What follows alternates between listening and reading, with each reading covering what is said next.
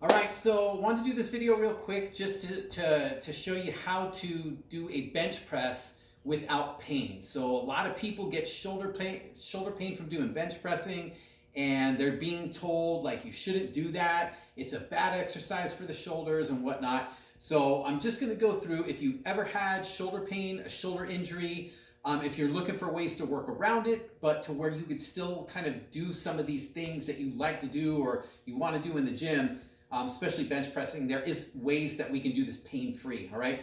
So we got to understand it's not the movements that cause pain, but how we do them. So I'm going to show you just a simple way to kind of set it up and how to do it. So what we're going to do is when you get your bench press, or when you get on there, first thing we want to do is go through like the setup. So what I will do is start with like the hand position. We don't want to get anything too wide, too narrow. We want to find what's right for us. And there's no one size fits all that works for everyone because our body structure and joints and limbs and everything are all different. So we need to do what works for us. So I always start like with a 90-90. I don't want my hands in or out. I just want it about wrists above the elbows, elbows in line with the shoulders. Come up about there and start there.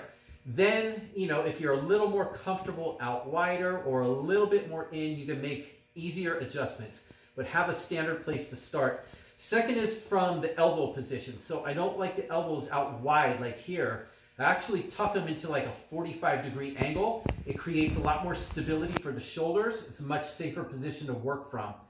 And then finally, like the one thing that a lot of people will do is like when they grab and they go into the bench press, they do the exercise, they just lower the bar, bounce it off the chest and come up like we're going all the way down and up.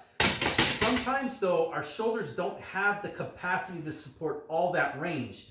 So what we want to do is have like a simple kind of assessment we can know that will teach us how much range is appropriate for us, how to work without hurting the shoulder. So we start like with the arm up, and if I'm moving my elbow at a 45-degree angle, we're just coming down just to the point where you feel that first little bit of resistance. So I feel mine like right around in here.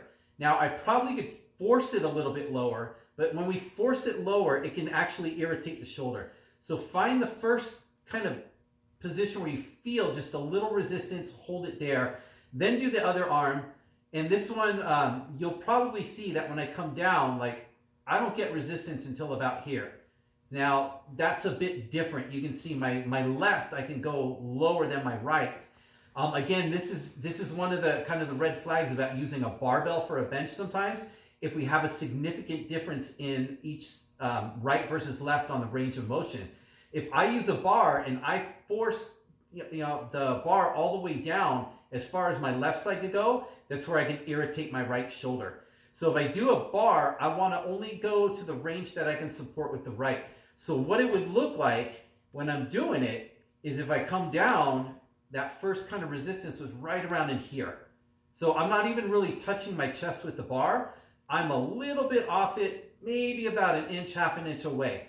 So again, that's food for thought about using a barbell on a bench. And then finally what we want to do is we want to get the whole body involved. So it's not just an upper body exercise where the lower body's flying all over the place. We want to have a way to brace. So what I'll always do is get my grip set, get up and get my arm position set. So I point my elbows to a 45-degree angle, and then I create stability. I lock my shoulder blades in, just kind of lock them into the bench a little bit, and then I just brace my glutes and my abs. So the whole body is stable, right? We are only as strong as our foundation, and the legs, the glutes and abs are part of that foundation. From there, I go through performing it, and I hold that bracing on all the way through. So it actually helps to keep that movement a lot stronger, and it helps protect the body from injury. So those are a couple of things to keep in mind. Now, again, if there's a big difference with like shoulder range of motion, one of the things, a barbell might not be the best option. So some alternatives we have then, like that's where we want to look at things like using dumbbells. Because with dumbbells, we can accommodate the range of motion for each shoulder. Whereas a bar, we can do it, but it's a lot more difficult to do, right? It's a lot more of a challenge. So if you're not very experienced with training, maybe like dumbbells could be a better option to do. And then also, if you do everything right and you still get pain in the shoulder, another option is to perform the exercise like on a stability ball.